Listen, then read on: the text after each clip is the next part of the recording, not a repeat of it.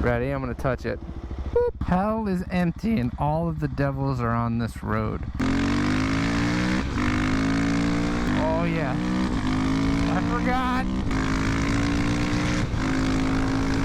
I am tired of all this traffic. Oh, we are back. Yay. Oh, I missed you. Oh, here we go. Alright, so as you guys know, I've had quite a major issue with particularly this area of the motorcycle. The auto decompression system decided to blow itself outside the valve cover and spray things all over the place. But it's now been a month since I've had this thing, and I finally have gotten it back. I haven't even put the skid plate on it yet. I mean, you don't have the bag in it yet, but I needed to take it for a ride because it's too beautiful of a day out. So we're going to cover a few topics on this ride, and well, I hope I didn't forget how to ride. But I want to kind of go through the whole situation again, give some more plans for what this bike may turn into in the future, and some more modifications that have been sitting in the garage, and yeah, some other motorcycle news that I'm going to try something a little bit different, and I guess I have to stick around to figure that one out. So with the key on. Oh, yeah. Okay. All right. This will be good. This will be good. All right. Hop to it. All right. So here we go. We're finally back up and riding. Oh my goodness. Did this take forever? So for those of you who don't know and who are just joining the channel, welcome to Life Well Ridden. This is my KTM 690 SMC R, and I just had, I don't even know, the craziest sort of detonation I've ever had in a motorcycle. To keep it short and sweet, we got a video on this of exactly what happened, breaking down all the details, but the auto decompression system on the cam gear that helps start this big single cylinder, remove some of that compression in the motor to make it easier to start, decided to have a bolt fall out and then come out the side of the valve cover.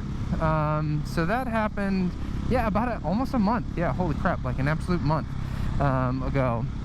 And I haven't seen this bike since. So for a while there, I didn't even know if KTM was going to pay for it. It was kind of a sketchy situation, but KTM actually ended up coming through and paying for it all under, you know, their quote-unquote warranty, even though this is a 21. So I didn't have to pay a dime, which I am grateful for, but it brought a lot of concerns to my head, you know, about this motorcycle. It's kind of interesting at everything that they replaced, since they replaced the entire camshaft. So I don't know if that cam gear and assembly is all one piece, but yeah, I'll have to put a screenshot up of what everything they did under their quote-unquote warranty. All we do is sit at stoplights forever in the hot sun. It's like 90 degrees out today. I'm sweating. So I did ask for all the parts back, but they didn't know if they would be able to provide them for me. In warranty claims like that, I think KTM wants them back. To do what with, I don't know. But if they sit on their shelf for over 3 months, then I get them, and I get to show you guys what exactly happened. But yeah, so they replaced pretty much everything necessary with it. So I think the moral of the story is, truthfully, like, this could happen to anybody. As far as like the LC4 goes, it seems to be a common issue. It happened on my 690, a 21 with 7,300 miles on it. It's happened and been a recall for the 2018 Husqvarna. What are we doing? 2018. Oh yeah. I forgot. This actually feels really fast. I haven't had that much acceleration driving a van around in a while. But the moral of the story, or I guess some preventative measures, would be, if you are doing your own valves, or you have a dealer do your valves, make sure that they check those bolts on the side of that auto decompression system. I know KTM and Husky have probably, and well, I guess Gas have probably fixed it, but it's still a bolt on a giant vibrating single cylinder. So, you know, it doesn't hurt, especially if you guys do your own valves. They're right there. Literally, you can see them from just taking the valve cover off. So I would suggest doing that from here on out, and then you should be good. Then again, don't take my word for it. I am not a mechanic.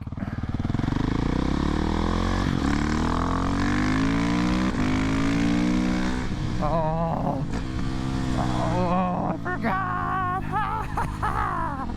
Oh, yeah. Oh, I missed this so much.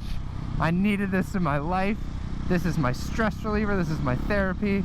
And it's been rough looking at these beautiful days that I just can't ride because this thing is just stuck in a freaking dealer.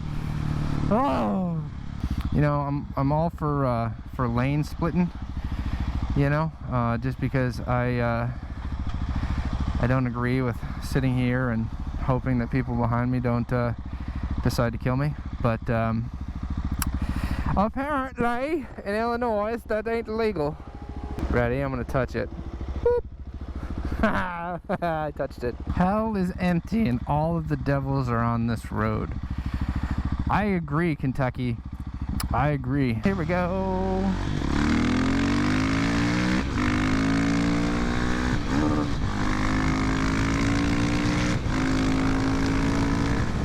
You know, false neutrals make either you look so stupid or what, I don't even know. But I am tired of all this traffic. Oh. Wow, forgot what that one was like. So then what's next for this motorcycle? Well, after the last track day series that I had at Autobahn, I started to learn a lot more, and you know, I kind of summed it up in that video pretty good. But the more and more that I spend at the track, the better I get, right? I am definitely not Rossi yet. I am definitely not even in the advanced groups. I am still so low. I still am, you know, still nervous, leaning, still don't know all of the lines, but damn it, it's fun and I'm getting there. So with part of that, I've noticed something. The more and more that I've watched MotoGP, watched trainers online, watched other YouTube videos of people riding on the track, the number one problem that I'm having is I ride and I come off the gas, then I start getting on the brakes, then I get off the brakes, then I start getting on the gas, and I am coasting far too much. Why? I don't know. So I need to work on cutting the throttle and immediately getting on the brakes, and if I'm off the brakes, getting back on the throttle. And I think one thing to do with that is just the feel that you get from the factory master cylinder here for the front brake from KTM. So then to resolve that sort of light switch effect, which I feel like if those of you ride at the track with your 690 will know, and for those of you who have Brembo master cylinders will also know that that Brembo master cylinder is going to be the smoothest thing in the world. So I would like to thank my longtime sponsor, my father, who actually as a gift bought me a 15 mil Brembo master cylinder, you know, from Rottweiler for this bike, which is just like, dude, holy crap, thank you, you didn't have to do that. You know, I guess, yeah, it's just, it's crazy, it's kind of cool. I know as a father, kind of buying those gifts for your kid is never about like, oh, I need to shell out money, I need to spend money on her, I need to do this. Like, it's such about their reaction and how you can improve their lives. So huge shout out to my dad, because he knows how much this motorcycle means to me and how much track riding means to me. So with that master cylinder, I ran into an issue.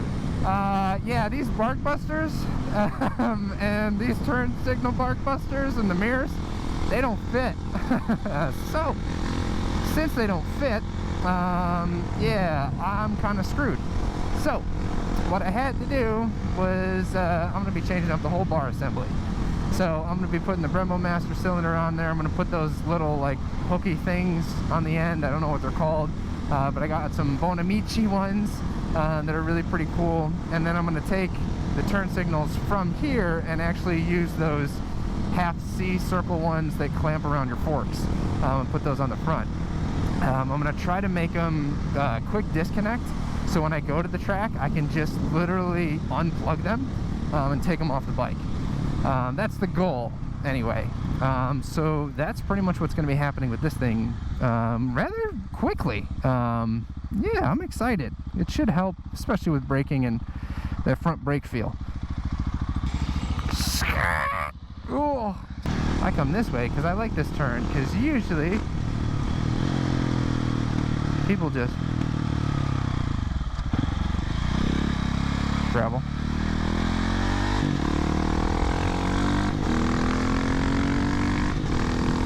Lost a little bit of traction on that gravel, but so then it brings me to my last point. What is next for the future in motorcycles, or at least my motorcycles? So I've been doing some thinking, and I've been calculating some things out, and I didn't want to scare anybody with the last video because I'll never sell this bike. But the more and more that I do these track days, the more and more that I get scared that I'm gonna drop this thing, right? Like, I put so much time and effort and money into this, like I don't want to drop it. So I also don't want to spend like $300 to go to the damn track. Like, absolutely not. Like, no thank you. It's too much money, right? For what, 20 minutes every hour? Like, that sucks. So a few friends actually who watch this channel, shout out to you guys, brought you up now a couple times. They go and they do kart tracks, so they went and bought actual dirt bikes, supermoto them out and ride on kart tracks, and it's like 20 bucks and there's no like formal format, and there's like nobody there, and it's like 4 days a week, and it's like whenever you want to go, and it's like the greatest thing I've ever heard of. Yeah, so what I'm going to try to do is hopefully this Sunday be able to drive up to Milwaukee and buy myself like a full-blown supermoto. Yeah, like not even like legally registered for the street, and hopefully cheap, so it's just cheap, good old-fashioned fun, and I can throw that thing on the ground, I can kick it, I can run it over, I don't care about it. And I think that's something that I really want to give a shot with. I think it's gonna be pretty cool, because I'm looking at this 03 Honda. It's a 450. It's already been super machoted out. He's got a 16.5 in the front, so turn-in is probably going to be nuts. Tires will be expensive, but at the end of the day, like, if it's 20 bucks and unlimited, you know, track time, and you just got to go with, like, you know, certain people, like, or just your friends, I would take that any day of the week, rather than the privilege of riding at Road America for $315 a day. Like, no. They don't even, if it's raining, they don't even give you your money back, right? Like, that sucks, you know? So to kind of, you know, cheapen up and then kind of gain a little bit more with the sport, you know, I want to go that kart track route. That doesn't mean I'm going to stop, like, track riding. Like, I will continue to do that, but I'm not going to be doing probably these big weekends, you know, or like the 3 or 4 weekends a year that I have planned this year. Like, it'll probably be like once or twice a year, maybe at most, just because it's so expensive. Now, if I get a bigger bike and I go that route, sure, absolutely, I'm going to need to, because even this 690 would be interesting at a kart track, which is something I plan on doing as well. But, you know, I don't know. I guess we'll see what the direction is going forward. Oh, bro, ain't no f***ing way I'm waiting on this.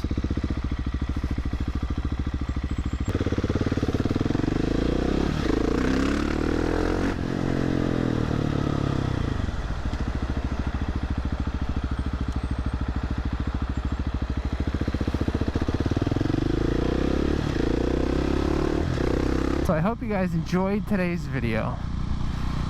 And, well, I'm just glad I got this thing back. It's been one hell of a wild ride, a lot of learning, and a lot of, how do I say, definitely new experiences with this. I still don't have the confidence in this bike, but I'm hoping that some more kart track time and really kind of exploring that side of motorsports and, I guess, supermotoing will be a lot of fun. But thank you guys for sticking around and watching. If you've got any thoughts, suggestions, or comments, well, obviously put them in the comments down below, but I hope nobody runs into the same issue that I did with this. If you do, reach out to me. I've got my email address in the About section, and I'm on Instagram, not Twitter, I don't know where the hell I am. Social media, I suck at this stuff. But reach out to me there, because I can answer probably all of the questions now. So I guess with that long explanation and me still being stuck in traffic, I will leave you with this. To remember, always keep riding.